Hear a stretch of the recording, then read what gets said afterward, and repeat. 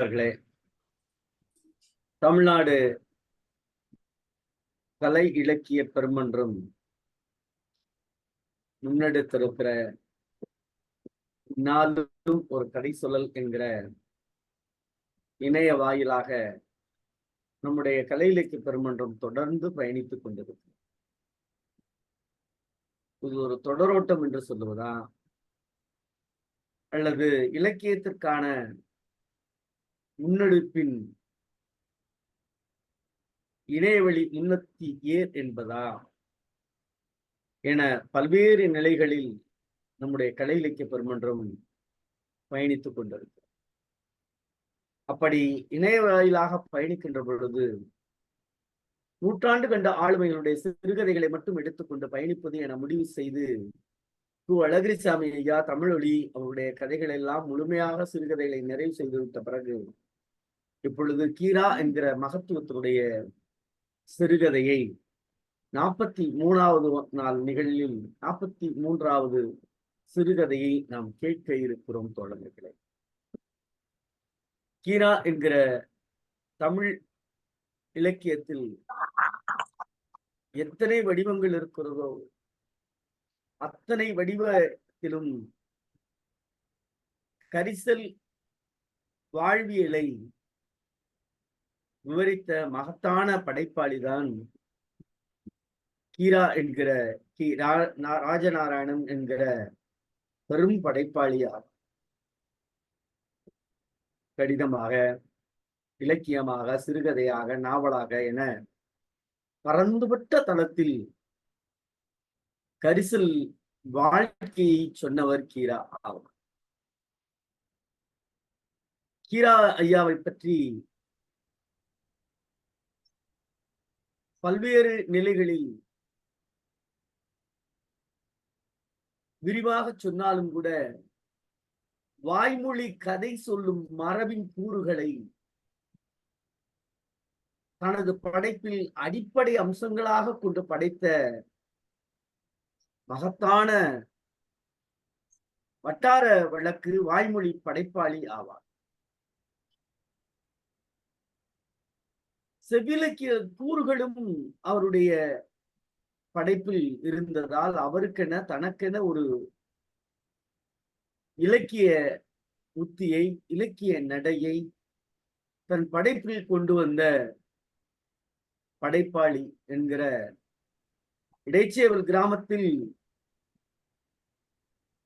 வசதியான குடும்பத்தில் பிறந்தாலும் கூட அந்த ஏழை எளிய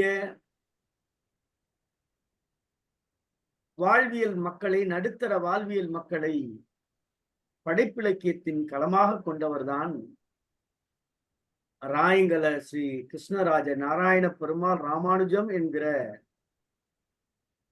கீரா என சுருக்கி அழைக்கக்கூடிய ராஜ நாராயணன் என்கிற படைப்பாளி ஆவார். இந்த படைப்பாளியுடைய சிறுகதையான இரவல் சேலை என்கிற சிறுகதையை இன்றைக்கு கதை சொல்லி வாயிலாக நாம் கேட்க இருக்கிறோம். நாம் அன்போடு ஒவ்வொரு நாளும் நம்முடைய இணையவழி இணைப்பில் கதை சொல்லல் நிகழ்வில் தவறாது பங்கேற்று மகாலட்சுமி என்கிற பெயரில் இணைப்பில் இணைந்திருக்கக்கூடிய கவிஞர் வீர தமிழ் மகா அவர்கள் இன்றைக்கு நம்மோடு கதை சொல்லல் வாயிலாக பயணிக்க இருக்கிறார். திருவாரூர் மாவட்டம் மன்னார்குடியை சார்ந்த கவிஞர், நல்ல பட்டிமன்ற பேச்சாளர், பட்டிமன்றங்களுடைய நடுவர், கவியரங்க தலைமையாளர், பேச்சாளர், நல்ல கருத்துரையாளர், பணியால் மேம்பட்டு கொண்டிருக்கிற நல்ல தமிழாசிரியர், தன் பங்கேற்ற இலக்கிய நிகழ்வுகளில் 4 உலக சாதனை நிகழ்வுகளில் பங்கேற்பு சான்றிதழ் பெற்றுள்ள சாதனையாளர், 2 கவிதை தொகுப்புகளுடைய நூல் ஆசிரியர், ஒரு தொகுப்பு நூலினுடைய நூல் ஆசிரியர் என சிறப்பித்திருந்தாலும் மாணவரை நல்வழிப்படுத்துகிற அந்த மகத்தான பணியில் தன்னை அர்ப்பணித்துக் கொண்டிருக்கக்கூடிய கவிஞர் வி. மகாலட்சுமி என்கிற இன்றைய கதை சொல்லி பல்வேறு இணைய வாயிலாக, குறிப்பாக தமிழ் பேசு புலனம் வாயிலாகவும் வெற்றியாளர் சான்றிதழையும், all India book of records என்கிற தடம்பதிக்கும் துளிர்கள் திருவண்ணாமலையும் இணைந்து நடத்திய அகநானூற்று பாடல் உலக சாதனை நிகழ்விலும், அவை மட்டுமல்லாது மே தின கவிதை போட்டியில் திருவள்ளுவர் கவி விருதும், பாரதி பாவாணர் செந்தமிழ் வானம் நடத்திய உலக சாதனை கவியரங்கத்தில் கருத்தாளராக பங்கேற்று சிறப்பித்த வெற்றியாளராகவும், அவை மட்டுமல்லாது உலக புத்தக தினத்தை முன்னிட்டு நான் விரும்பிய புத்தகம் என்னும் கவிதை நிகழ்வில் பங்கேற்று உலக புத்தக தினத்தில் நடைபெற்ற அந்த நிகழ்வில் சாதனையாளராக பாராட்டு சான்றிதழ் பெற்ற அந்த அருமையான நிகழ்வும், கல்வி பசியாற்றிய காமராஜர் என்னும் பொருண்மையில் மெய்நிகர் வாயிலாக பேசியும் அதிலே பாராட்டு சான்றிதழ் பெற்றமையும், இப்படி பல்வேறு தளங்களில் சிறப்பித்துக் கொண்டிருக்கக்கூடிய வீரத்தமிழ் மகா என்கிற வி. மகாலட்சுமி தோழர் இன்றைக்கு நம்மோடு கீரா ஐயா அவர்களுடைய கதையான இரவல் சேலை என்கிற கதையை சொல்லுவதற்காக வந்திருக்கிறார்கள். தோழமை தமிழ்நாடு கலை இலக்கிய பெருமன்றத்தின் சார்பாக தோழமையோடு அழைக்கின்றோம். தோழமையே வருக, கதை தருக.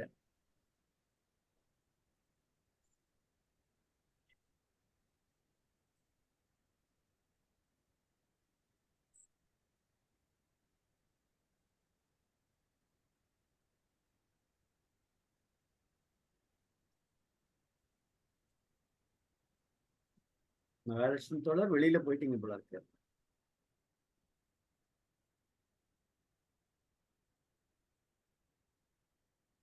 தோழர்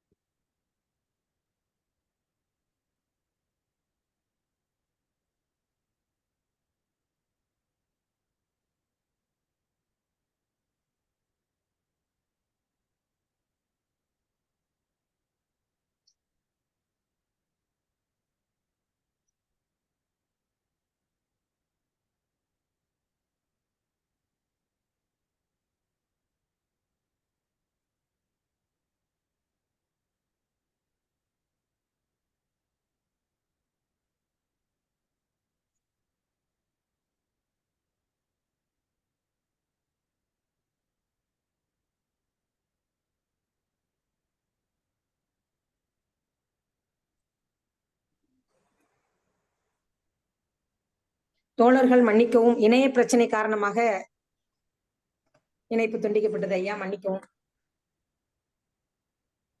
ஆரம்பிங்கம்மா. ஆரம்பிக்கலாங்களா ஐயா? நன்றிங்க.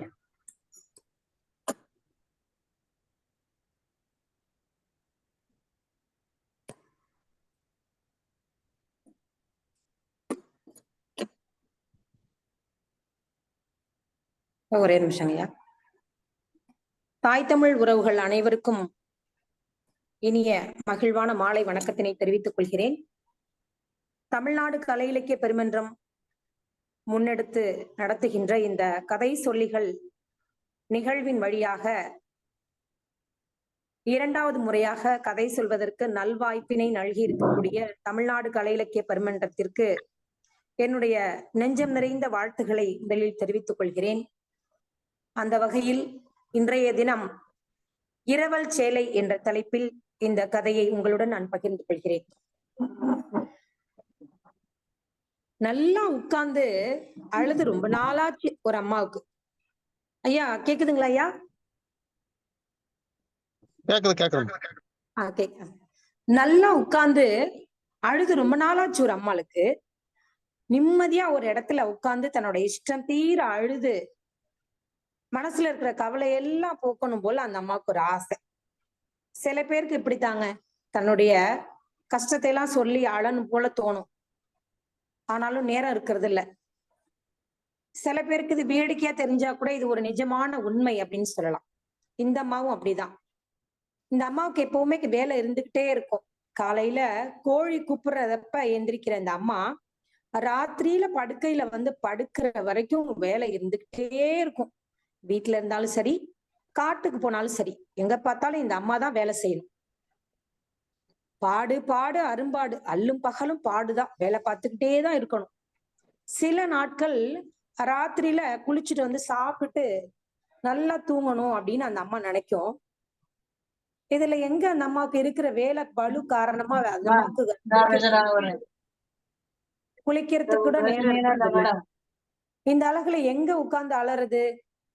அடே அப்பா, வகையா உட்கார்ந்து விதவிதமா சொல்லி அழுது எவ்வளோ நாளாச்சு.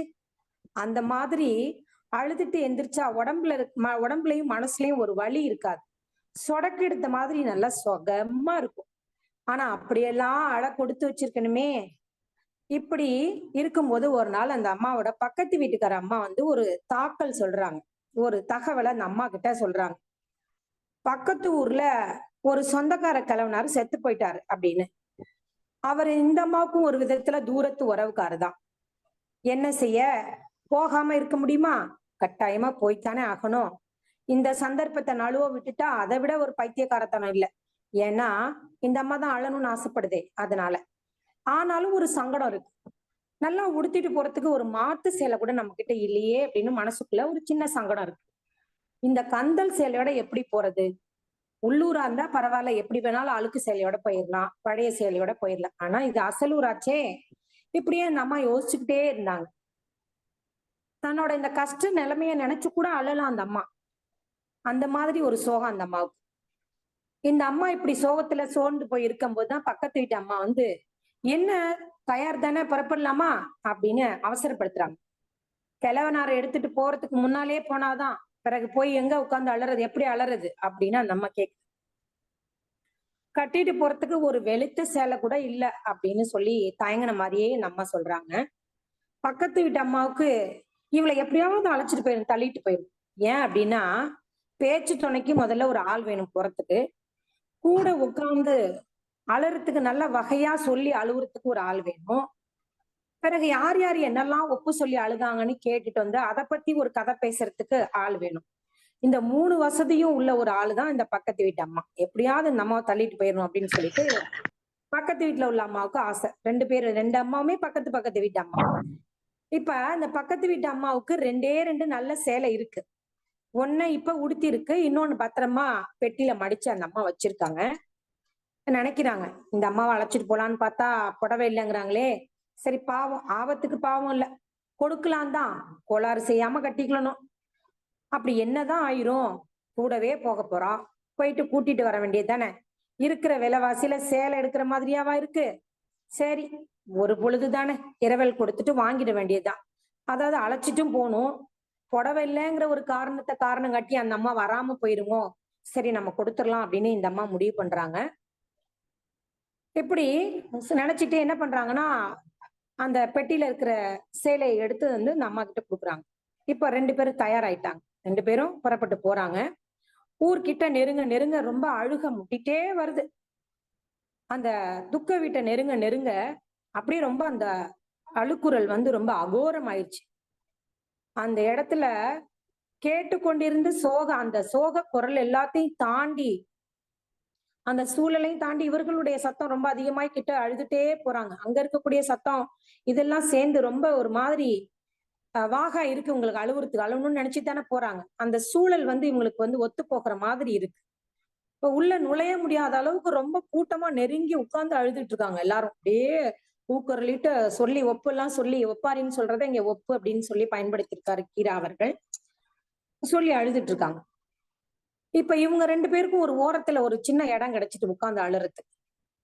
கிடைச்ச இடத்துல உட்கார்ந்து 2 பேரும் கட்டிக்கிட்டு அழ ஆரம்பிச்சுட்டாங்க. கொஞ்ச நேரத்துல நல்லா அழுக களை கட்ட ஆரம்பிச்சுட்டு.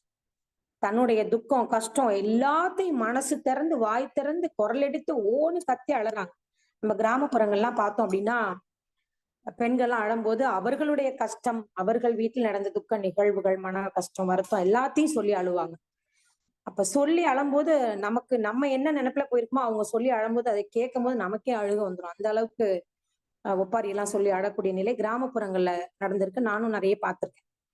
இப்படிதான் அவங்க என்ன பண்றாங்க அப்படின்னா 2 பேரும் குரல் எடுத்து ஓன்னு சொல்லி அந்த தன்னுடைய மன கஷ்டத்தை எல்லாத்தையும் சேர்த்து அந்த கும்பலோட சேர்ந்து அழறாங்க. இப்ப என்னமோ பக்கத்து வீட்டு அம்மா அந்த புடவை கொடுத்தாங்க இல்லையா இல்லாத அம்மாவுக்கு, அந்த அம்மாவுக்கு அழுக அவ்வளவுதான் வரல. ஏன்னு தெரியல. சும்மா பேருக்கு அழுதுட்டு மத்தவங்க என்ன சொல்லி அழுறாங்கன்னு பாப்போம்னு சொல்லிட்டு அதை கவனிக்க ஆரம்பிச்சுட்டாங்க. அப்படிதான் கவனிச்சுட்டே இருக்கும் பொழுது தனக்கு எதிர என்ன நடக்குதுன்னு அந்த அம்மா கவனிக்கல. பார்த்தா புடவை கொடுத்தாங்க இல்லையா, அந்த புடவை வாங்கி கட்டிட்டு வந்த அம்மா, என்ன கால கொடுமை இது. கவனிக்கல அந்த அம்மா முதல்ல. கவனிக்கும் போதுதான் தெரியுது, அந்த அம்மாவுடைய அழுக குரல் எல்லாத்தையும் போட்டு அமுக்குற மாதிரி அதை விட சத்தமா ஓன்னு அழுதுட்டு இருக்கு. அழுதுட்டு இருந்தாலும் பரவாயில்ல, கண்ணீர் வழிஞ்சு சேலை முழுக்க நனைஞ்சு போச்சு, அது கூட பரவாயில்ல. ஆனா மூக்குலேந்து வழியக்கூடிய அந்த சளி இருக்கு இல்லைங்களா, அதை சகிச்சுக்கவே முடியல அந்த அம்மாவுக்கு. என்ன பண்ணுது அப்படின்னா, வழக்கமா எல்லாரும் அந்த கூட்டத்துல அழுகும்போது என்ன செய்வாங்கன்னா, எல்லாருக்குமே அழும்போது மூக்கில் தண்ணி வர்றது சகஜம். இந்த அம்மாவுக்கு ரொம்ப அழுக வரும் பொழுது தன் மூக்கில் வழியக்கூடியதெல்லாம் அப்படியே எடுத்து பக்கத்துலதான் போடுவாங்க. ஆனா இந்த அம்மா என்ன செஞ்சுட்டாங்கன்னா, தன்னுடைய மூக்குல வழிந்து ஓடக்கூடிய எல்லாரும் யாரும் தெரியாம நாசுக்கா அடுத்தவங்க புடவையில தள்ளுவாம இந்த அம்மாவை எடுத்து தன்னுடைய எல்லா மூக்கு சளியையும் அந்த இரவல் வாங்கிய சேலையில அந்த அம்மா துடைக்க ஆரம்பிச்சுட்டாங்க. இந்த அப்புறாணி சனியனுக்கு அதுவும் தெரியல. எல்லா முக்கு சளியும் சிந்தி சிந்தி தன்னோட சேலையிலே போட்டுக்கிறாளே, இதுக்காகவா இவளுக்கு சேலை கொடுத்தேன் அப்படிங்கிற மாதிரி ஆயிடுச்சு. சுத்த விவரம் கட்ட பொம்பளையால இருக்காளே, அவ்வளவுதான். அதுக்கு பிறகு அந்த பக்கத்து வீட்டு அம்மாவுக்கு அழுக வரவே இல்லை. கோபமும் எரிச்சலும் முட்டிட்டு வந்துருச்சு. போனா போதுன்னு பாவத்தை கொடுத்தோம்னா பைத்தியக்காரத்தனமா இந்த அம்மா என்ன இப்படி பண்ணிட்டு ரொம்ப கோவம் வந்துருச்சு இந்த அம்மாவுக்கு. அந்த இடத்துல வச்சு என்ன செய்யறது அப்படின்னு தெரியல. ரொம்ப சங்கடப்படுது அந்த அம்மா. அந்த அழுதுட்டு இருக்க அம்மாட்ட பக்கத்துல போய் ஒண்ணுத்தையும் கவனிக்காம ஏதோ சொல்லிட்டு அது பாட்டுக்கு அழுதுட்டு இருக்கு. மலை மலையா தண்ணி வடிச்சு சரசரமா மூக்கோளுகளையும் அப்படியே புடவையில தொடச்சிட்டு இருக்கு. அந்த அம்மாவுக்கு கோவம் தாங்க முடியாம பக்கத்துல போய் தோலை குலுக்குது அந்த அம்மா. இந்த அம்மா என்ன ஆச்சு அப்படின்னா, போதும் அழுகை நிறுத்து அப்படிங்கிறதுக்கான சைகை அது. சில பேர் என்ன செய்வாங்கன்னா அந்த மாதிரி நிப்பாட்டும் பொழுதுதான் ரொம்ப அழ ஆரம்பிப்பாங்க. இந்த அம்மா என்ன செய்யுது அப்படின்னா, அழுகை நிப்பாட்டாம மேலும் ரொம்ப சத்தம் போட்டு அழுக அதிகமாயிருச்சு. சொல்லுவாங்க, தடிப்பின் போதுதான் ஐயா சொல்றாரு கீரா அவர்கள், தடிப்பின் போதுதான் அழுகை பீரிடுகிறது, அழுகைக்கு இப்படி ஒரு கோளாறு உண்டு அப்படிங்கிறார். திரும்ப திரும்ப இப்படி செஞ்சு அவளோட அழுகைய நிறுத்த முயற்சி பண்றாங்க அந்த பக்கத்து வீட்டுக்கார அம்மா. அந்த அம்மா பேரு நாச்சியார். இது என்னது, இந்த அம்மா அழுதுட்டே இருக்கு, ரொம்ப தொந்தரவா போச்சு அப்படின்னு.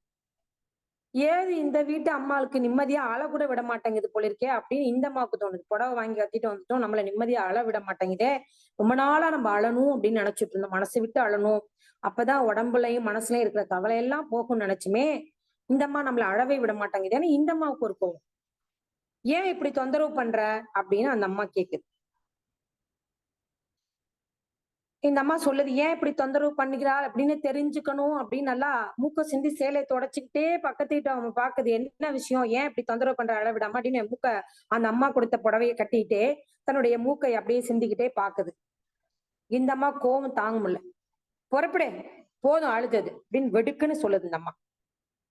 ஐயோ, இந்த கொடுமை உண்டா, எத்தனை நாளாச்சு, கொஞ்சம் நிம்மதியா அளவிடலையே பாதகத்தி அப்படின்னு நினைக்கும் போதே அழுக இன்னும் பொத்துட்டு வருது அந்த அம்மாவுக்கு. நல்லா அழணும்னு நினைச்சிட்டு அந்த வாய்ப்பை சந்தர்ப்பத்தை நழுவ விடலாமா, இந்த அம்மா அழணும்னு நினைக்குது. இந்த அம்மா புடவை வாங்கி கட்டின பாவத்துக்கு இந்த பாதகத்தி நம்மள அழக்கூட விட மாட்டேங்கிறாளே அப்படின்னு சொல்லி இந்த அம்மாவுக்கு கவலை. ஆனால் இந்த இரவல் சேலை கொடுத்த நாச்சியால் அவளை அங்கிருந்து அளவிடலை, அழக்கூடாதுன்னு சொல்லி இழுத்துட்டு போகணும்னு நினைக்கிறான் அந்த அம்மா, நாச்சியால் அம்மா. என்ன செய்ய, கடவுளே இப்படி இரவல் சேலை கட்டிட்டு வந்து நான் நிம்மதியா அழ முடியாம போயிட்டே அப்படின்னு கடவுளையும் தன்னையும் நொந்து கொண்டு மூக்குச்சலியை சிந்தி சேலையில் துடைத்து கொண்டே புறப்பட்டாளாம் அங்கிருந்து அந்த பெண் என்று கீரா அவர்கள் இந்த சிறுகதையை நிறைவு செய்கிறார்கள். இது இந்த கிராம பகுதிகளில் நடக்கக்கூடிய ஒரு துக்க நிகழ்வினுடைய காட்சியை அப்படியே நம் கண்முன்னே அழகாக காட்சிப்படுத்தியிருக்கிறார் கீரா அவர்கள். ஒரு சாதாரண நிகழ்வுதான். இருந்த போதிலும் ஒரு ஏழ்மையை கூட நகைச்சுவையுடன் யதார்த்தமாக மக்களுடைய வாழ்க்கையை படம் பிடித்து காட்டுவதில் வல்லவராக திகழ்கிறார் கீரா அவர்கள் என்பதற்கு இந்த சிறுகதையும் ஒரு எடுத்துக்காட்டு. அந்த வகையில் தமிழ்நாடு கலை இலக்கிய பெருமன்றம் முன்னெடுத்திருக்கக்கூடிய இந்த அற்புதமான நிகழ்வில் இந்த சிறுகதை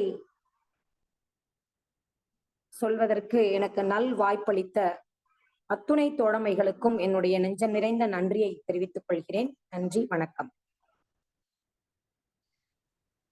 தோழமைக்கு மிக்க மகிழ்ச்சி.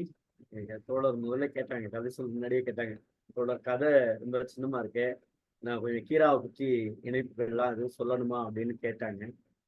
நாம் சரி என சொல்வதற்கு மனது தோன்றினாலும் நம்முடைய கட்டமைப்பு என்பது தடுத்ததால் அவங்கள்ட்ட சொல்லிட்டேன், இல்லை தோழர் நீங்க கதையை மட்டும் சொல்லுங்க, ஏன்னா இன்னொருத்தர் இதை ஒரு மேற்கோளை எடுத்துடக்கூடாதுங்கிறக்காண்டிதான்.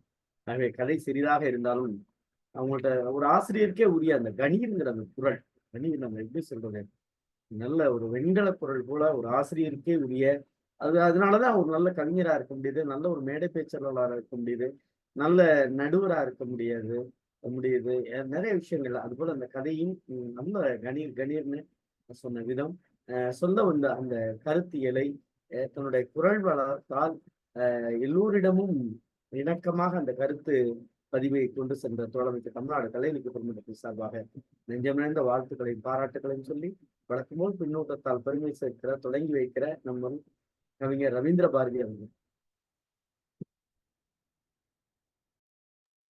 நன்றி தோழர்.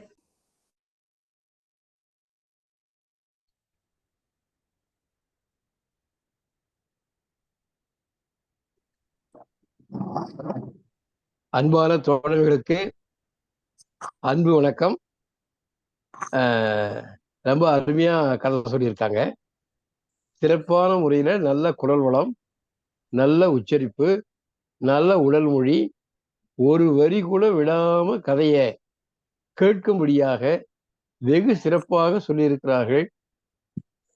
சகோதரிக்கு என்னுடைய அன்பும் வாழ்த்துக்களும். ஒரு சாதாரண நிகழ்வு, மனம் விட்டு அழுதால் கவலையெல்லாம் போகும், கொஞ்சம் நிம்மதியா இருக்கும், உடலுக்கும் மனசுக்கும் ஒரு தெம்பா இருக்கும் என்பது ஒரு உளவியல். இது கிராமப்புறத்துங்கள்ல பெரும்பாலும் பெண்கள் ஒப்பாரி வச்சு அழுவாங்க. எங்க பக்கத்து வீட்டுல ஒரு அம்மா இருப்பாங்க, பொழுதுக்கெல்லாம் காட்டுல வேலை செஞ்சுட்டு வீட்டுல வந்து சாப்பிட்டு ஒரு 11 மணிக்கு 12 மணிக்கு எல்லாரும் தூங்கிட்ட பிறகு இவங்க மட்டும் உட்கார்ந்து அழுதுகிட்டு இருப்பாங்க. ஏன் அழுறாங்கன்னா, அவங்க கணவரை நினைச்சிட்டு முதல்ல அழுவாங்க, அப்புறம் அவங்க பாடுகளை பூரா, அவங்க கஷ்டங்களை பூரா, யார் யாரா சண்டைக்கு வந்தாங்களோ, யார் யார் அவருக்கு துரோகம் பண்ணாங்களோ, யார் யார் சொன்ன பிரச்சனை வச்சு எல்லாத்தையும் சொல்லி அழுவாங்க. அப்படி அழுவதன் மூலமாக மனசுல ஒரு பாரம் இறக்கி வச்ச மாதிரி தோன்றும். அது ஒரு உளவியல். அதைத்தான் கீரா அவர்கள் இந்த கதை மூலம் சொல்ல வர்றாரு. ஒரு சின்ன கிராமத்துல வறுமையில வாழக்கூடிய உழைக்கிற மக்கள் மத்தியில நிகழக்கூடிய இந்த நிகழ்ச்சியை ஒரு அழகிய சித்திரம் போல வரைந்து ஒரு எழுத்தோவியமாக வடித்திருக்கிறார் கீரா அவர்கள். அந்த எழுத்தோவியத்தை உயிரோட்டமாக ஒரு நாடகம் போல சகோதரி அவர்கள் நமக்கு கண் முன்னே கொண்டு வந்து நிறுத்தி இருக்கிறார்கள். ரொம்ப அருமை. அதுல பாருங்க, இந்த அழுணுன்னு ஆசைப்படுறா பாருங்க, அவளுக்கு அழுறதுக்கே நேரம் கிடைக்கிறது இல்லை. அவளுக்கும் ஒரு புடவை தான், மாற்று புடவை இல்லை. பக்கத்து வீட்டுல அவளும் பெரிய பணக்காரி இல்லை, ஆனா இவ்வளவு கொஞ்சம் வசதி. என்ன வசதினா, ஒரு நூல் அதிகமான வசதி. அவளுக்கு மாத்து கட்டுறதுக்கு ஒரு புடவை இருக்கு, கட்டிக்கிறதுக்கு ஒரு புடவையும் மாத்து கட்டிக்கிறதுக்கு ஒரு புடவை இருக்குது. அது வருமதா ஆனா இந்த வறுமையை விட கொஞ்சம் குறைவான வறுமை அது. அவன் என்ன பண்றா, எப்படியாவது துணைக்கு வரணும், அழுறதுக்கு ஒரு துணை, மற்றவங்க எல்லாம் எப்படி அழுறாங்கன்றத கேட்டு உள்வாங்கிக்கிறதுக்கும் இவன் நமக்கு பக்கத்துல வேணும் அப்படின்ட்டு எப்படியாவது தள்ளிட்டு போயிடணும்னு முடிவு பண்றா. கடைசியில மடித்து வைத்திருக்கிற அந்த புடவையாவது கொடுத்து கூட்டிட்டு போறா. எப்பவுமே அங்க வாடகை வீட்டுல குடியிருக்கும் போது அந்த குடியிருக்கிறவர் பக்கத்துல இருக்கக்கூடாது. அது நமக்கு பெரிய பிரச்சனை. ஒவ்வொன்றையும் கண்காணிச்சுட்டே இருப்பாங்க. குழந்தைங்க வெளியில வந்து ஒண்ணுக்கு வெளிக்கு இருந்தா கூட அதுக்கும் சண்டைக்கு வருவாங்க. என்ன இப்படி பண்றீங்கன்னு குழந்தைக்கு தெரியுமா? அதே மாதிரிதான் இந்த இரவல் வாங்கிட்டு போறாங்க பாருங்க, இரவல் புடவை. அந்த உரிமையாளர் கூட இருந்தா எவ்வளவு பெரிய சிக்கல். அழும்போது என்ன பண்ணுவோம், இயற்கையா மூக்குல ஒழுகும். அத ரொம்ப சாமர்த்தியசாலி பெண்கள் என்ன பண்ணுவாங்களாம், பக்கத்து ஆர்வமா அழுதுகிட்டு இருக்கும்போது அவளுக்கு தெரியாம பக்கத்து காரியினுடைய புடவையில துடைச்சு விடுவாங்களாம். அந்த திறமை கூட இவளுக்கு இல்லையே. ஐயோ, என் புடவையிலேயே இந்த மூக்கு செடி பூரா சிந்தி சிந்தி துடைக்கிறாளே துடைக்கிறாளே துடைக்கிறாள். வயிறு எரியுது இவளுக்கு. இடவுக்கு வந்தவங்க, துக்க விசாரிக்க வந்தவங்க, இந்த செருப்பு வந்து வெளியில விட்டுட்டு வந்து கோயிலுக்குள்ள போறாங்க பாருங்க, அவன் நினப்பு பூரா செருப்பு மேலே இருக்கிற மாதிரி. இது கிழவனாருடைய துக்கத்தை பத்தி இவங்களுக்கு ஒன்றும் பெரிய அக்கறை கிடையாது.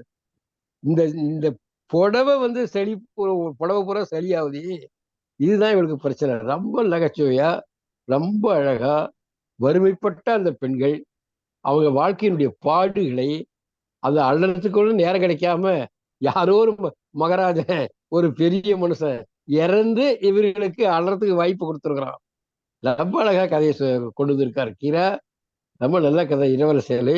இந்த இரவல் சேலையே நான் வச்சுக்கிற புத்தகத்துல இல்ல. கடைசியில கருமுருகன் ஐயா கிட்ட இரவல் வாங்கிதான் இப்ப இந்த கதையை படிச்சுட்டு வந்திருக்கிறேன். ரொம்ப அருமை.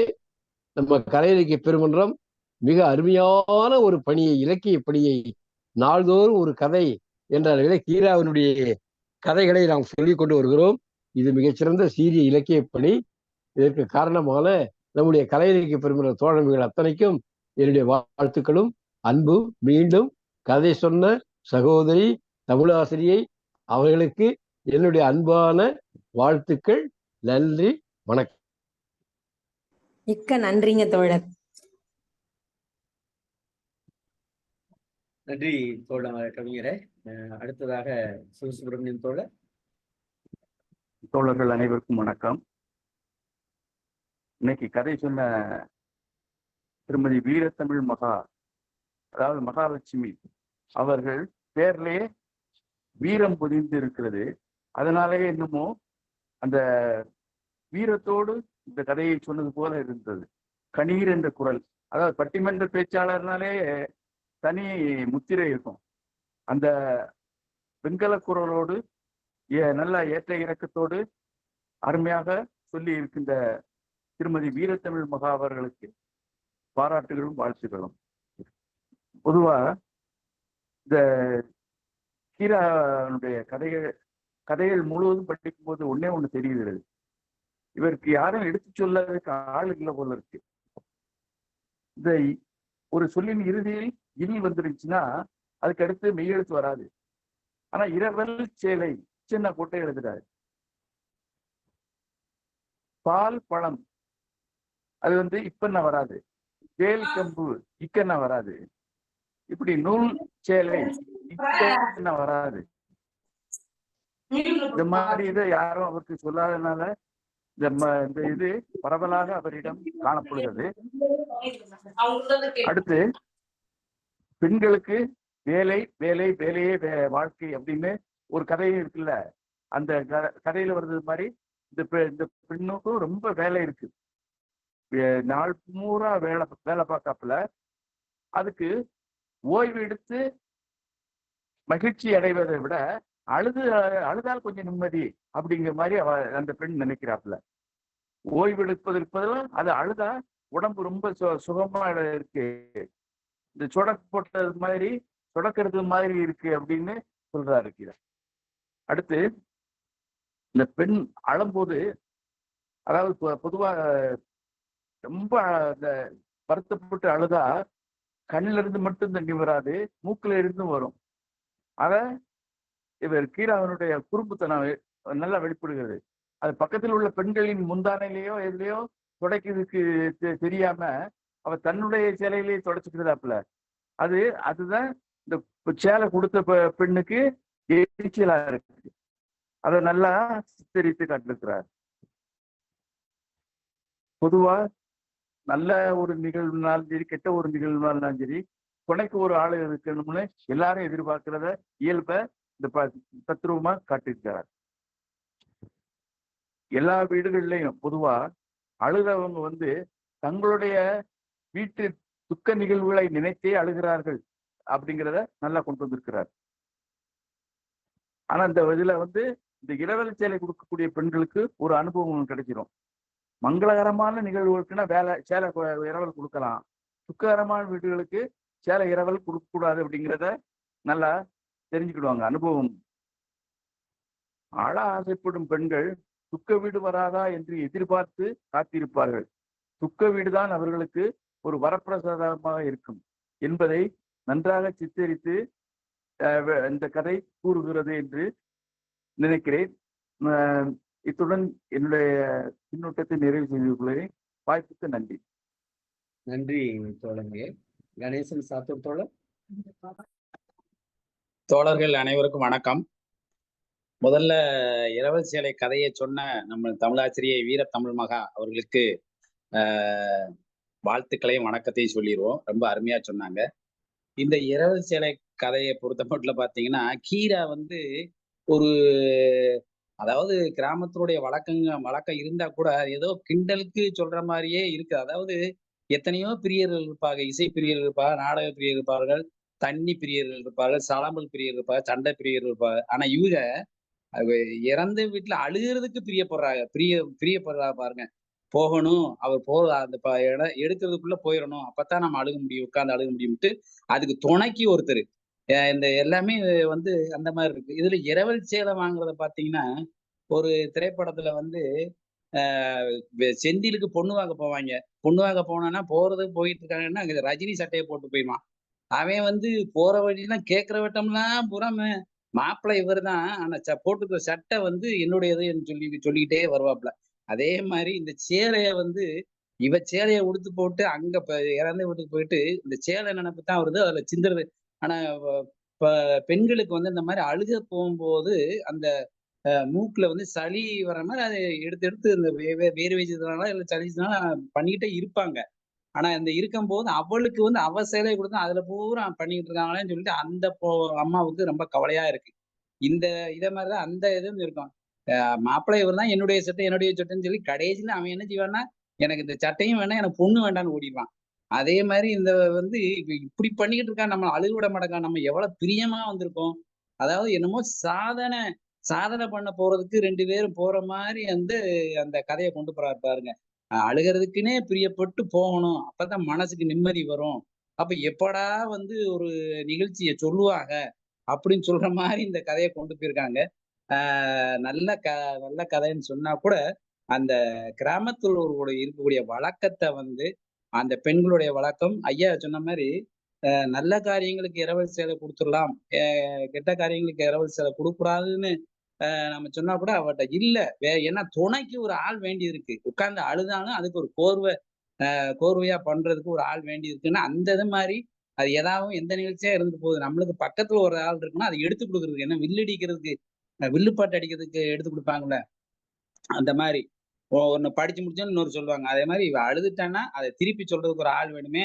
நம்மளை போல யார் அழுகிறா அப்படின்னு யாரும் சொல்லுவாங்களே, பாராட்டுவாங்களேன்னு இப்படி போயிட்டு இருக்கு. அதனால அந்த இரவலை பத்தி அவ ஒன்னும் யோசிக்கல, இதுக்குத்தான் கொடுக்குறோம் அதுக்குத்தான் கொடுக்குறோம்னு யோசிக்கல. அதனால ஒரு நடைமுறையான ஒரு இயல்பான கிராமத்தில் நடக்கக்கூடிய ஒரு நிகழ்வு தான். அதை கீரா அவர்கள் ரொம்ப தெளிவாக சொல்லியிருக்காரு. இருந்தா கூட ஒரு கிண்டல்ல சொன்ன மாதிரி இந்த கதை போயிட்டு இருக்கு. வாழ்வளம் தான். வாழ்த்துக்கள். நன்றி. நன்றி தோழமையே. ரேவதி நவநீதகிருஷ்ணம்மா.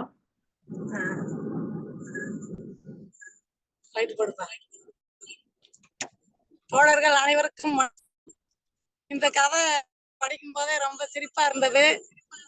ரெண்டாவது நம்ம மகாலட்சுமி தோழர் அவங்க அழகிரிசாமி கதையை சொல்லும் போது மனசு ரொம்ப உணர்ச்சி வசப்பட்டு சொல்லிட்டே இருந்தாங்க. இந்த கதையை சொல்லும் போது வீரத்தமிழ் மகா அப்படிங்கிறதுக்கு பொருத்தமா நடந்துக்கிட்டாங்க. ரொம்ப சந்தோஷமா இருந்தது. இவரு கீரா வந்து அவருடைய நகைச்சுவை வச்சிருக்காரு.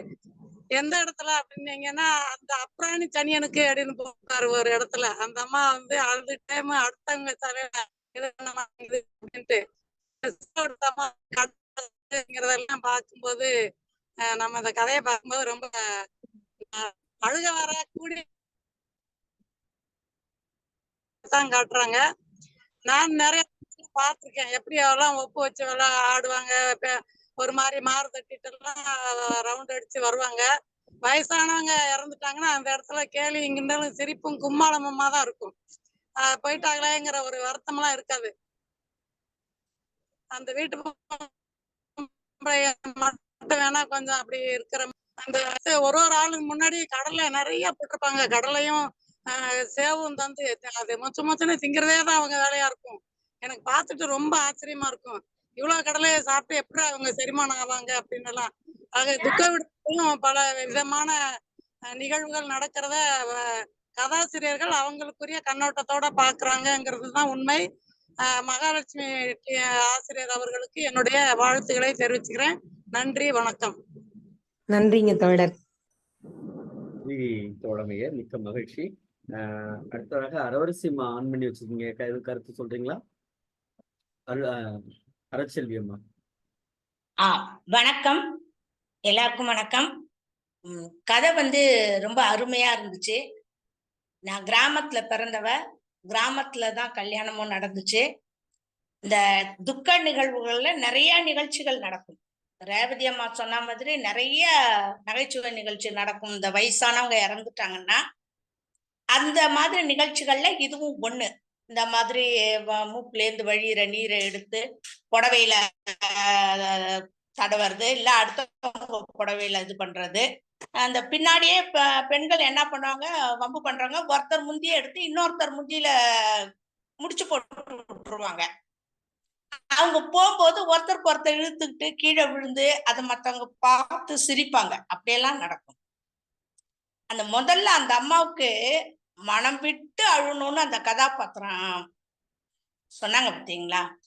நிறைய பெண்கள் இன்னைக்கு மனம் விட்டு அழவும் முடியாம மனம் விட்டு சிரிக்கவும் முடியாத ஒரு வாழ்க்கையை தான் வாழ்ந்துட்டு இருக்காங்க.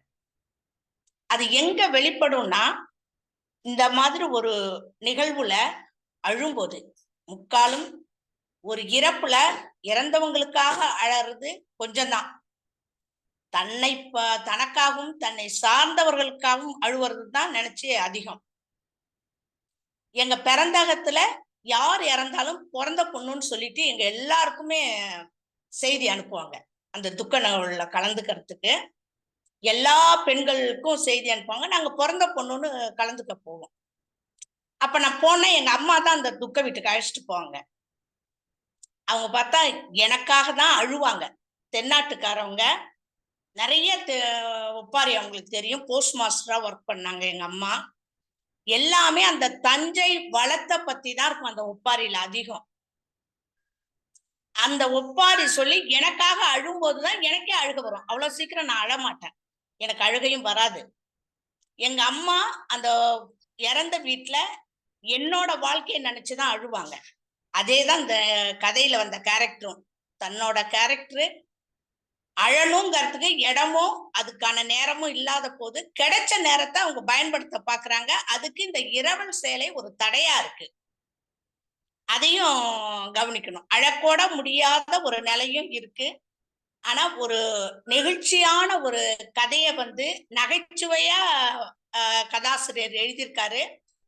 அத சொன்ன விதமும் நகைச்சுவையா இன்றைய கதை சொல்லியிருக்காங்க. ரொம்ப அருமையா இருந்துச்சு. நல்ல நிகழ்ச்சி. வாழ்த்துக்கள், பாராட்டுக்கள். நன்றி, வணக்கம். நன்றிங்க தோழர். நன்றி தோழமையே. மேரி தோழர். வணக்கம். நல்ல ஒரு இந்த துக்க நிகழ்ச்சிகள்ல எல்லாம் எப்படி எல்லாம் மக்கள் நடந்துட்டு இருக்காங்க அப்படிங்கிறத இந்த கதை மூலமா கீரா அவர்கள் மிகவும் வேடிக்கையாக நகைச்சுவையாக சொல்லியிருக்காரு. அதே போல வீரத்தமிழ் மகா அவர்களுக்கு வாழ்த்துக்கள். நல்ல குரல் வளம், அருமையான கதையை சொன்ன விதமும் சிறப்பு. இந்த கதை பார்க்கும்போது பல நிகழ்வுகளை நமக்கு ஞாபகப்படுத்துகிறது. எங்கள் அம்மாவும் நிறைய ஒப்பாரி பாட்டு, அம்மா கிராமத்துல வளர்ந்தாலும் நிறைய ஒப்பாரி பாட்டு, தாலாட்டு பாட்டு எல்லாம் அருமையா பாடுவாங்க. அம்மாவுக்கு நல்ல குரல் வளம் இருக்கும். நல்லா ஒப்பாரி பாட்டு சொல்லிதான் அழுவாங்க. எங்க தாத்தா இறந்தப்போ எங்க அம்மா அழுகுறாங்க. நான் காலேஜ் படிச்சுட்டு இருக்கிறேன். ஆனா எனக்கு எங்க தாத்தா இறந்தால எனக்கு துக்கமே இல்லை. எங்க அம்மா அழுகுறாங்கன்னு சொல்லி எங்க அம்மா அழ வேண்டாம் சொல்றேன். எல்லாம் சிரிக்கிறாங்க, என்ன இப்படி இருக்கு இந்த புள்ளன்னு. எங்க அம்மாவை புடிச்சு அம்மா அழுகாதீங்கன்னு சொல்லனே தவிர எங்க தாத்தா அழுதை பத்தி எனக்கு கவலையே இல்லை. ஏன்னா எங்க அம்மா அழுகுறாங்க, எங்க அம்மா அழுகக்கூடாது, எங்க அம்மாவுக்கு எதுவும் ஆயிடக்கூடாது அப்படிதான் நினைக்கிறேன். அப்படி அந்த துக்க வீட்டுல ஒவ்வொருத்தருக்கும் ஒவ்வொரு விதமான அந்த துக்கம் அப்படிங்கிறது அந்த வீட்டை சார்ந்தவங்களுக்கு தான் இருக்கும். அந்த வீட்டுல அவங்களுக்கு எந்த பாதிப்பு இருக்கோ அவங்களுக்கு தான் அந்த துக்கம் சரியா இருக்கும். மற்றவங்க எல்லாம் அதை அவங்களுக்கான ஒரு நிகழ்வா, அவங்களுக்கான ஒரு வாய்ப்பா தான் அதை பயன்படுத்திக்குவாங்க. அழுகிறக்கோ இல்ல மற்ற கதை பேசுவதற்கோ. நிறைய நேரம் பாத்தீங்கன்னா எல்லாம் அங்க பொண்ணு பாக்குற நிகழ்ச்சி கூட நடக்கும். அது மாதிரி எல்லா விஷயம் பேசுவாங்க. நான் நிறைய பார்த்திருக்கேன். கீரா அவர்கள் இந்த கதையை மிக சிறப்பாக எடுத்த ஒரு நகைச்சுவையாக சொல்லியிருக்காரு. ஒரு இரவல் சேலை கட்டிக்கொண்ட பெண்ணுக்கு அழக்கூட முடியல அப்படிங்கிறது ரொம்ப மிக கஷ்டமான விஷயம்தான். கதை மிகவும் சிறப்பு. நன்றி. நன்றிங்க தோழர். நன்றி தோழமே. வேறு யாராவது பின்னூட்டம் சொல்றீங்களா? நன்றி. நிறைவாக நம்முடைய தமிழ்நாடு கலையிலக்கிய பெருமன்றத்தில் பொதுச்செயலாளர் தோழமைமிக்க மருத்துவர் அறமையா அவர்கள். தோழர்கள் அனைவருக்கும் வணக்கம். கதை மிக அருமையா சொன்னாங்க. அப்படியே ஒரு உணர்வுபூர்வமா சொன்ன மாதிரி இருந்தது. இந்த கதை ஒரு இறப்பினுடைய நேத்து சாவு பார்த்தோம். இப்ப இந்த சாவு வீட்டுல உள்ள ஒரு இதை கீரா 2 பெண்களை பாக்குறாரு. ஒரு பெண் சேலையே வாங்க முடியல, சேலை விற்கிற விலையில வாங்க முடியல, நஞ்ச சேலையை மட்டும் கட்டியிருக்கா. இன்னொரு பெண் அவ பெரிய பணக்காரி இல்ல, 2 சேலை வச்சிருக்கா. ஒரு சேலையை கட்டியிருக்கா, இன்னொரு சேலை மடிச்சு வச்சிருக்கா. ஆனா அந்த 2 பேருக்குமே பொதுவானது என்னவா இருக்குன்னா, எங்கேயாவது போய் அழுகணும். அழுகிறது சைக்காலஜிக்கலா நீங்க ஒரு தன்னோட உள்ள ப்ரெஷரை லெட் அவுட் பண்ண மாதிரி, வெளியே கொட்டின மாதிரி. அதுவும் சொல்லி அழுகிறதுன்றது இன்னும் கூட இதாதான். அது கூட சொல்லுவார். அழுகையினோட இதெல்லாம் அந்த சைக்காலஜிக்கல் பேக்ரவுண்டையும் லேசா அந்த கதையில சொல்லிட்டு போவார். சில நேரங்கள்ல அழுகிறதே ஒரு நிம்மதியை தரும் அப்படின்றதெல்லாம் கண்ணதாசனோட பாடல்களையும் பார்த்தோம். காதலர் இருவர் பிரிந்தவர் மீண்டும் சேர்ந்து விட்டால் மௌனமா இருக்கிறது, அழுதால் கொஞ்சம் நிம்மதின்றது கூட வரும். அப்படி ஒரு காதலருக்கு மட்டுமல்ல, தன்னுடைய துயரங்களை சொல்லி அழுகிறதுல கூட ஒரு நிம்மதி, சைக்காலஜிக்கலா ஒரு லெட் அவுட், ஒரு தன்னைத்தானே தனக்கான ஒரு சைக்காலஜிக்கல் தெரப்பியாக அது கூட இருக்கும். அழுவது அழுதுட்ட சில சமயங்கள்ல ஒரு திருப்தியோட இருக்கும். சார் நம்மளால நம்ம ஒரு சமூக இப்படி எல்லாம் நடக்கும்போது அது ஒரு இது பண்றப்ப ஏதோ அந்த நம்மளால முடியாட்டினாலும் இயலாமையினுடைய ஒரு வெளிப்பாடுதான் இருந்தது. ஆனா இந்த சமூகம் இப்படி கொடுமையானதா இருக்கு. நிறைய அழுகிறதுக்கு அவங்களுக்கு விஷயம் இருக்கு. அந்த ஒரு சேலை இல்லாதவளுக்கும் விஷயம் இருக்கு, 2 சேலை உள்ளவளுக்கும் விஷயம் இருக்கு. அப்ப ஏதாவது ஒரு இடம், நிம்மதியான இடம் பார்த்து உட்கார்ந்து நிம்மதியா அழுதோம்னா நல்லதுன்னு நினைக்கிறப்ப ஒரு இறப்பு செய்தி வருது. அப்ப 2 பேரும் போறது, அந்த இரவு சேலைக்காரையும் இவளை கூட்டு போறதுக்கு, ஏன்னா அவளும் கொஞ்ச நேரம் அழுகுன்னு நினைக்கிறான். பிறகு இது கீராவினுடைய நகைச்சுவை இவர் இயல்பிலே ஒரு நகைச்சுவையான மனிதர் கீரா ஆனா எந்த மனிதர்களின் வாழ்க்கையை பார்த்திருக்காருன்னு பார்க்கணும். ஒரு சேலையும் இல்லாதவளுடைய வாழ்க்கையும் பார்க்கிறார். 2 சேலை மட்டும் வைத்திருக்கக்கூடிய இவளை விட கொஞ்சம் வாழ்க்கை தரத்தில் கொஞ்சம் உயர்ந்தவளோட வாழ்க்கையை பார்த்துட்டு அந்த இரவல் சேலை கொடுத்த போது அவளுடைய பாடு, இவர்கிட்ட இருக்க 2 சேலை தான், அதனாலதான் இவ்வளவு கஷ்டப்படுறான். நிறைய சேலை உள்ள ஒன்னும் செய்ய போறது இல்லை. ஆனால் இன்னைக்கு சமூக நிலைமை எல்லாம் மாறி இருக்கு. இன்னைக்கு உள்ள இதுல சேலை விலை குறைந்த அளவிலையும் கிடைக்குது. இப்ப பெரும்பாலும் ஒரு சேலையை அந்த நிலையில் இல்ல, சமூக வாழ்க்கை முன்னேறிக்கு. பிறகு அந்த இறப்பு வீட்டுல நடக்கிற அந்த அழுகை இதுல அந்த மூக்க சிந்தி துடைக்கிறது. இவருக்கு வந்து ஒரு சேலை வச்சிருக்க பழக்கம், ஒரு சேலை கூட இல்லாதவளுக்கு அடுத்தவங்க சேலையில துடைக்கணும்ன்ற அந்த இது கூட இல்ல, சாமர்த்தியம் கூட இல்ல. இவருடைய சேலையிலே கூட மிக நகைச்சுவையா அதை நகர்த்தி கொண்டு போய் கடைசியா இரவல் சேலை வாங்கி இருக்கிறதுனா, அவங்க கடவுளை இவ்வளவு பாடுபடுது, அந்த கடவுள்கிட்ட வந்து இரவல் சேலை கொடுத்தவ சும்மா என்னைய நிம்மதியா கூட அழுக விட மாட்டேங்காளே அப்படின்ற ஒரு பாட்டை, அது இவங்களுடைய துயரங்களுக்கு வேற காரணம். யார் காரணம்ன்றது இவங்களுக்கே தெரியாது. ஆனால் இன்னைக்கு வந்து அளவிட மாட்டேங்காலே அந்த இரவல் சேலை கொடுத்தவ அப்படின்றது இந்த அம்மாவனுடைய நோக்காக இருக்குது. அந்த ஐயா சிவசுப்ரமணியம் ஐயா சொன்னாங்க, அந்த ஒற்று வந்து இப்படி போடலாமா அப்படின்னு. ஏற்கனவே ஒரு தமிழாசிரியர், அவர் ஆர் எஸ் மங்கலத்தை சேர்ந்தவர், அவர் வந்து கீரான்னு சொன்ன உடனே இந்த பிரச்சனையை தான் ஃபர்ஸ்ட் எடுத்தார். கீரா வந்து சில இலக்கண ரூல்ஸுக்கு எல்லாம் உள்ள வரமாட்டாரு. ஏன்னா அது தீக்காசிட்ட இருந்து வந்தது அவருக்கு. தீக்காசி இதே மாதிரிதான் செய்வாராம். அந்த ஒற்று வந்து இன்னைக்கு இரவல் சேலை அந்த இதுல இச்சு போடலாமா, இல்லுக்கு அப்புறம் இச்சு போடலாமான்றது அந்த இதெல்லாம் அவரு ஒத்துக்க மாட்டாரு. அதுல பல உதாரணங்களை சொல்லி பேசினார். அதனால சரி, ஒரு மொழி வந்து ஒரு விஷயத்தை கடத்த வேண்டும், அவ்வளவுதான். அதுல நம்ம இலக்கியவாதிகள்ட்ட ரொம்ப ரூல்ஸ் படி பேசிக்கிட்டு இருக்க முடியாது. அவங்க நாங்க விஷயத்த சொல்றோன்றதான் சொல்லுவாங்க. ரொம்ப அருமையான ஒரு இரு வாழ்க்கையை, இரு தாழ்ந்த நிலையில் உள்ள இரு வாழ்க்கை முறையில ஒரு அவங்களுக்குள்ள உள்ள இரவல் சேலை எவ்வாறு அறச்செல்வி சொன்னாங்களே, அவங்க வீட்டுல எப்படி இருந்தது, அவங்க அம்மா இவங்களுடைய வாழ்க்கையை நினைச்சுதான் ஒவ்வொரு வீட்லயும் போய் அழுகுறாங்க. இப்போ நமக்கு இந்த கதையை படிச்சதுக்கு அப்புறம் ஒவ்வொருத்தவங்களுடைய அந்த இறப்புக்கு அழுகிறதோட அதையெல்லாம் கவனிச்சு பார்த்திருக்காரு. இன்னும் கூட நம்ம கவனிக்கிறதுக்கான ஒரு தளத்தை அமைத்து கொடுத்திருக்காரு.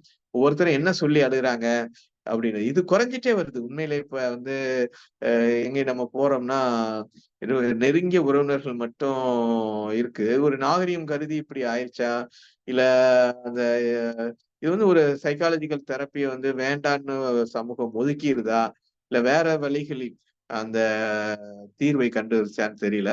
பொதுவாக இப்போது இறப்பு வீடுகள்ல ரொம்ப இது பண்ண அந்த வண்டிகள்லயே ஒப்பாரி பாடல்கள் எல்லாம் வச்சிடறாங்க.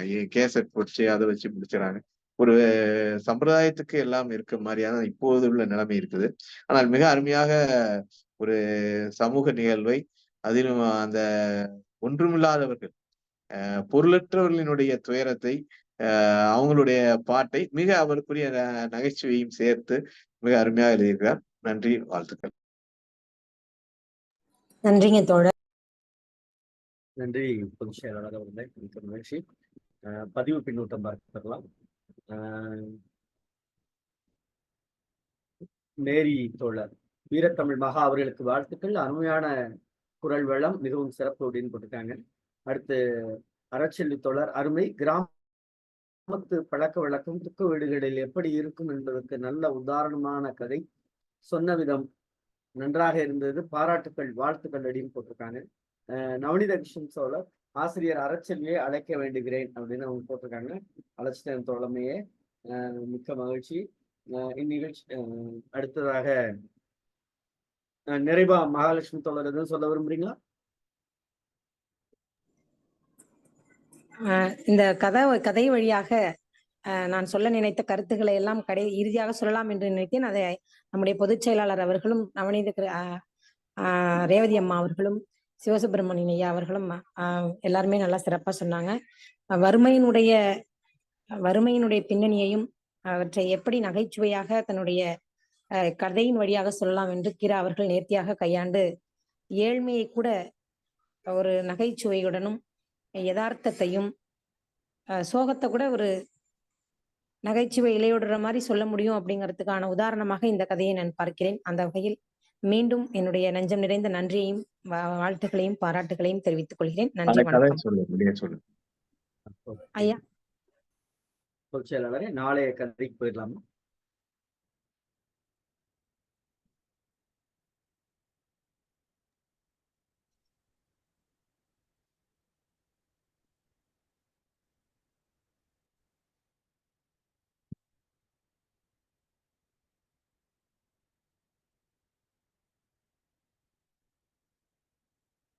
நீங்களே சொல்லிடுறீங்களா?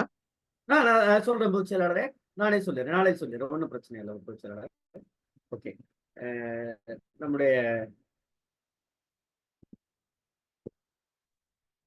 நாளை தினம் நம்மோடு கதை சொல்லியாக பயணிக்க இருக்கக்கூடிய தோழமை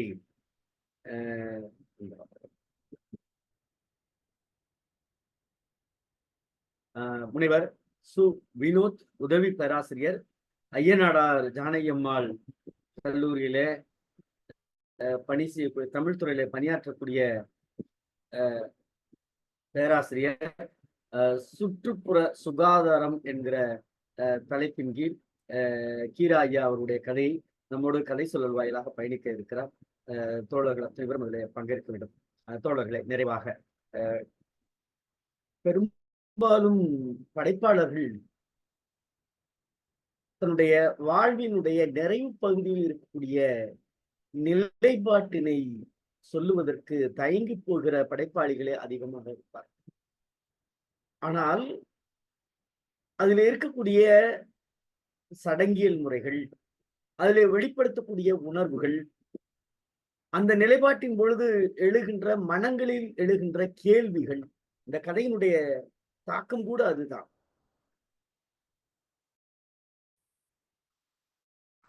அந்த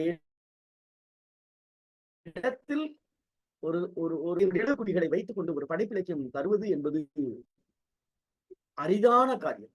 அப்படி அரிதான நிலையில் நேற்றைய கதையாக இருக்கட்டும், இன்றைய கதையாக இருக்கட்டும், அந்த கதையினுடைய போக்கை கொண்டு சென்ற கரிசல் இலக்கியத்தினுடைய மகத்துவம் கீரா ஐயா அவருடைய இந்த கதையை நேர்த்தியாக சொன்ன தோழர் மகாலட்சுமி அவர்களுக்கு தமிழ்நாடு கலை இலக்கிய பெருமன்றத்தின் சார்பாக நெஞ்சம் நிறைந்த வாழ்த்துக்களையும் பாராட்டுகளையும் சொல்லி, பொதுச் செயலாளர் சொல்வது போல 1 மணி நேரத்தில் நிறைவு செய்து இந்த கதையை இணையவழி தொடரை 1 மணி நேரத்தில் நிறைவு செய்கிறோம் என்ற மன நிறைவோடு தோழமைகளே, நாளை தினம் இரவு 8 மணிக்கு தமிழ்நாடு கலை இலக்கிய பெருமன்றம் கீரா ஐயாவின் கதைகளோடு உங்களோடு நாங்கள் இணைந்து பயணிக்க இருக்கிறோம்.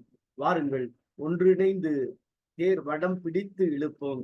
இலக்கிய தேர் இழுக்க இன்னும் பல்வேறு ஆளுமைகளையும் தோழமைகளையும் ஒருங்கிணைப்போம். நன்றியும் வணக்கம்.